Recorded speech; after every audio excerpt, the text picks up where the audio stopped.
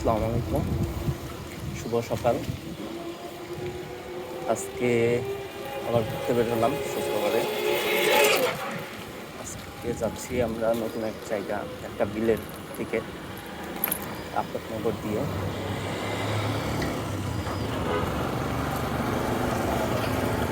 সকালের পরিবেশটা আপনাদেরকে আজকে দেখাবো যে সত্যি কীরকম থাকে আফতাবনগরের দিকে।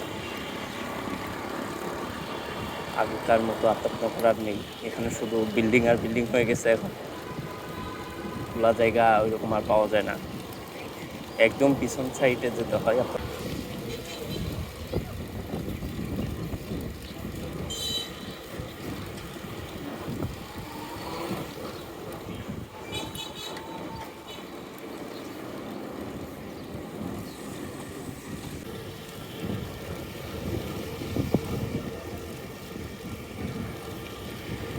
সকালবেলা আফতাবনগরে সবাই হাঁটতে বের হয়, আর এখানে এর জন্য কৃতিত্ব দিতে হয় জাহাঙ্গীর কবিরকে।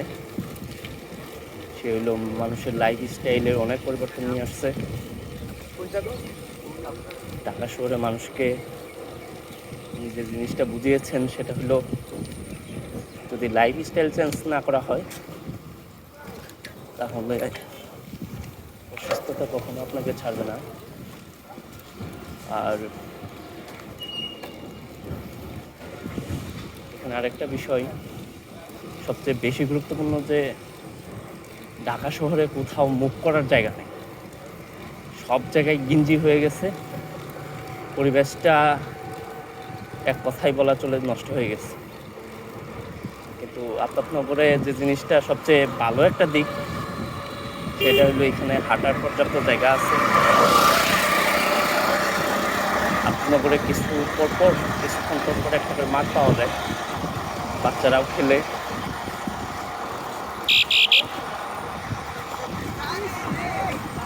আমরা একটা টিম দেখলাম, তারা ইনডোর কিছু প্লান্ট আছে সেখানে খেলছে। আর বাচ্চারা এই যে সাইকেল চালাইতে আসে এই থেকে,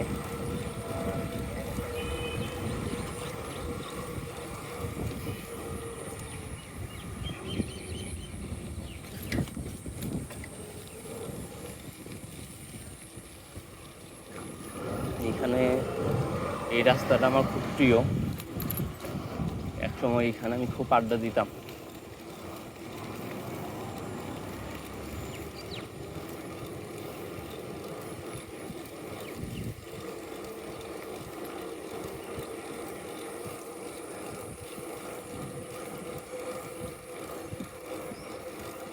একজন মুরব্বী তিনি ব্যায়াম করতে করতে আসতেছেন।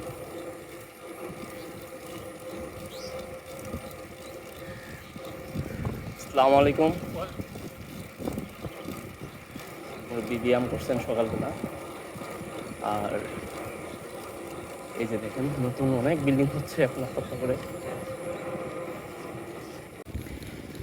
আফতাবনগরে এখনো ডেভেলপ হয়নি এমন এরিয়াও আছে, নতুন রাস্তা হচ্ছে সেগুলোতে।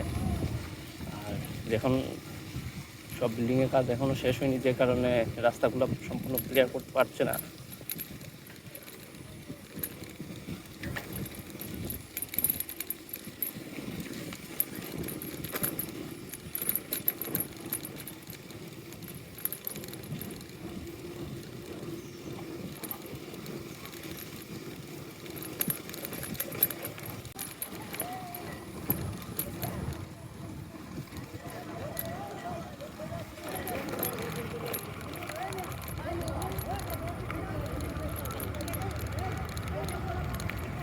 আগে এখানে আমি আসছিলাম, এর আগে দেখছিলাম কিছু মানুষ এখানে মাছ ধরতেছে।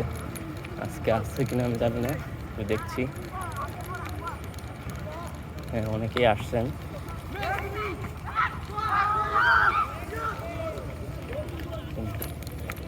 এর আগে ওনার সঙ্গে আমার দেখা হয়েছিল।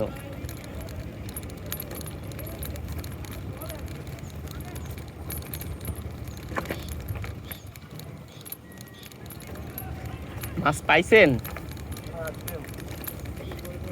ও আচ্ছা, আজকে একটু কম না? মুরব্বীর সঙ্গে আগে আমার কথা হয়েছিল, ওনার সঙ্গে একটু দেখা করে আসি। উনি প্রতি শুক্রবার আসেন এই জায়গায়। আসসালামু আলাইকুম। মাছ পাইছেন আজকে? আজকে একটু কম মনে হয় না, বৃষ্টি।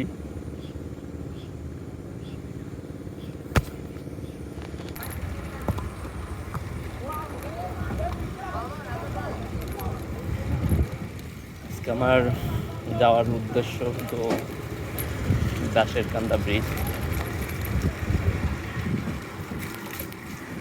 আফতাবনগর ভিতর দিয়ে দাসের কান্দা যাব।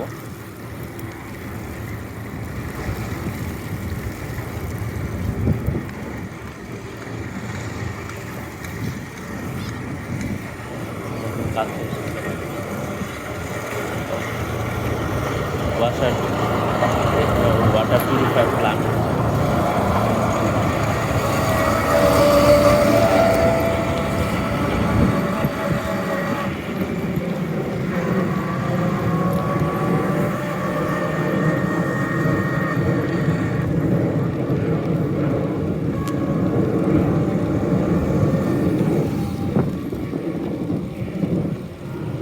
রাশেকান্দা যাওয়ার জন্য এখানে রাস্তাটা খুবই খারাপ, যে কারণে খুব ধীর গতিতে যাইতে হয়।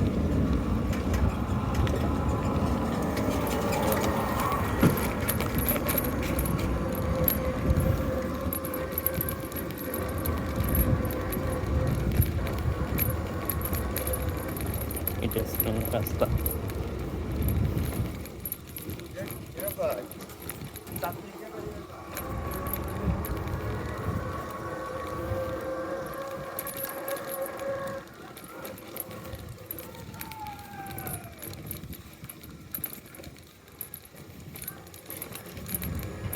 বিকালবেলা এই জায়গাটাতে পুরো মানুষের লোকারণ্য থাকে। সকালবেলা হওয়াতে এখানে এখন কোনো মানুষ নাই। এখানে খেলা হচ্ছে এই ফুটবল কোর্টগুলাতে সকাল থেকে একদম রাত 12টা পর্যন্ত খেলা চলে। আর এখানে প্রায় আপাতনগরে 2টা কোর্ট আছে।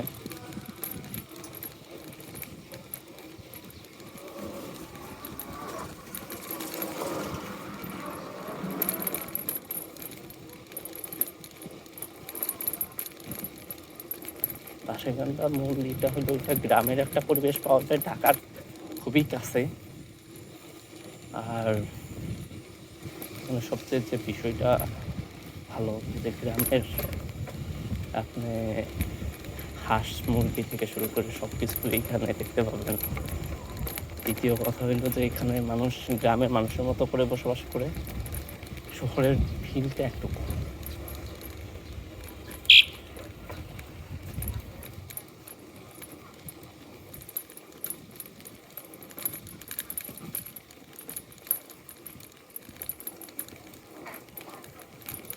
এই যে রাজহাঁস,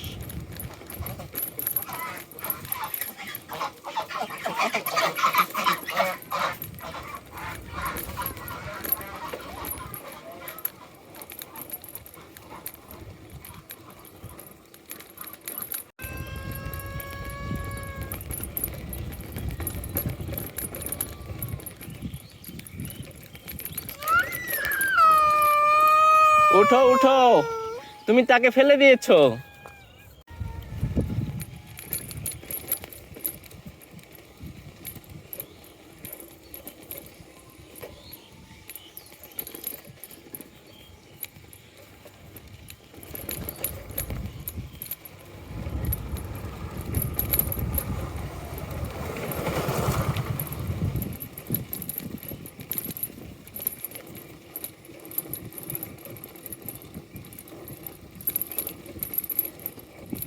ছোট ছোট ডুবাগুলাতে অনেক মাছ থাকে এইদিকে।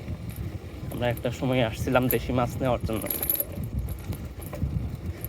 দামও অনেক বেশি চায়, যে কারণে আসলে নেওয়া যায় না এদের কাছ থেকে মাছ।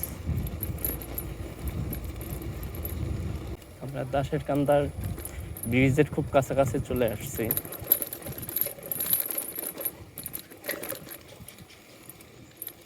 এই জায়গাগুলা হয়তো আর কিছুদিনের মধ্যেই ভরাট হয়ে যাবে এবং বিক্রি হয়ে যাবে।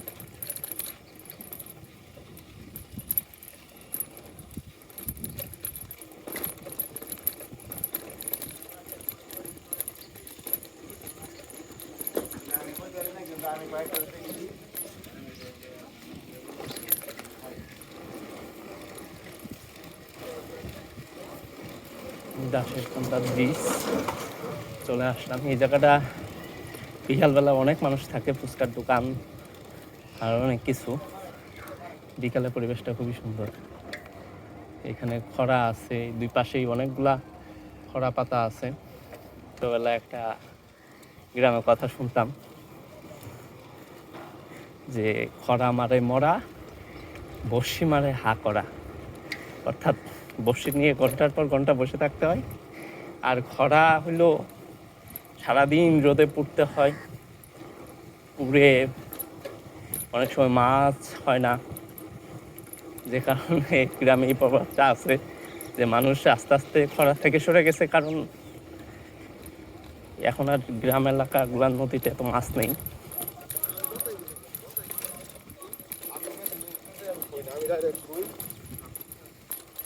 সামনে আমরা যেটা দেখতেছি এটা ওয়াসার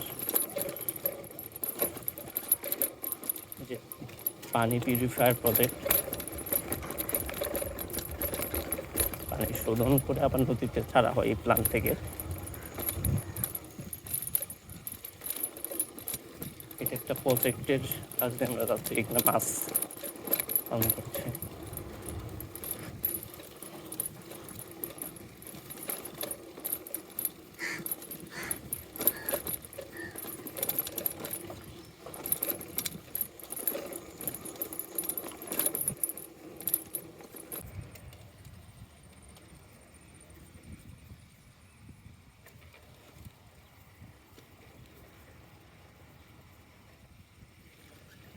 খুব সাবধানে যাইতে হচ্ছে, খুব চিপা রাস্তা। আমি জানতাম না যে এই রাস্তাটায় এরকম কাটা হয়েছে। আমি একজনের সঙ্গে কথা বললাম, যেটা জানা গেল যে এখানে আরো বালি ভরে রাস্তাটাকে উঁচা করবে, যে কারণে আসলে রাস্তাটা এইভাবে করা হয়েছে। শুধু পানি আর পানি। এদিকে এই জমিগুলা বিক্রি হচ্ছে এখন। আমি যতটুকু শুনলাম যে রাস্তার পাশের অংশগুলা, এগুলা এখন বিক্রি হচ্ছে 30 লাখ করে কাঠা।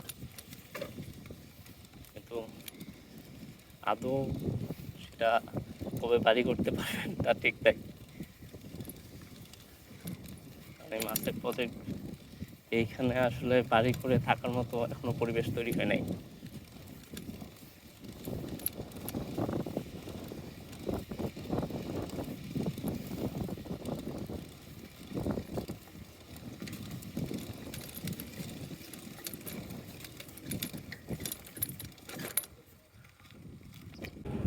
এই জায়গায় মূলত আসার একটাই রিজন, শহরের কোলাহল থেকে একটু বের হয়ে একটা একদম নীরব শান্ত পরিবেশে, দেখেন খুব সুন্দর একটা জায়গা।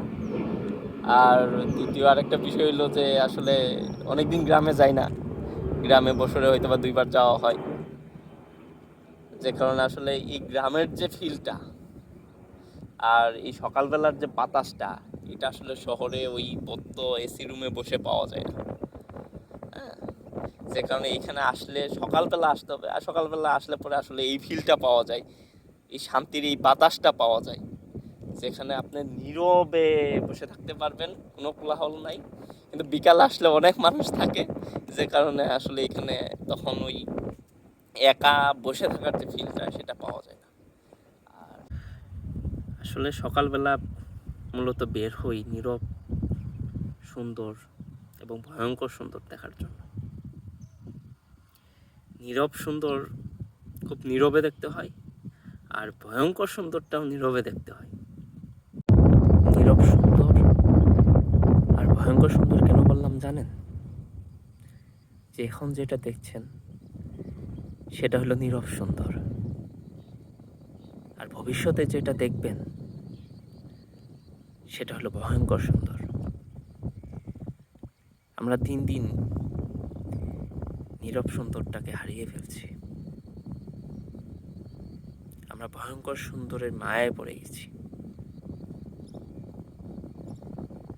হয়তো বা কোনো একদিন এই নীরব সুন্দরটা আর থাকবে না, পুরাটাই ভয়ঙ্কর সুন্দরে পরিপূর্ণ হয়ে যাবে। আমরাও হয়তো বা রোবটের মতো মানুষ হয়ে যাব, যা মানুষ নয়, রোবট। শুধু কাজ করব আর কাজ করব।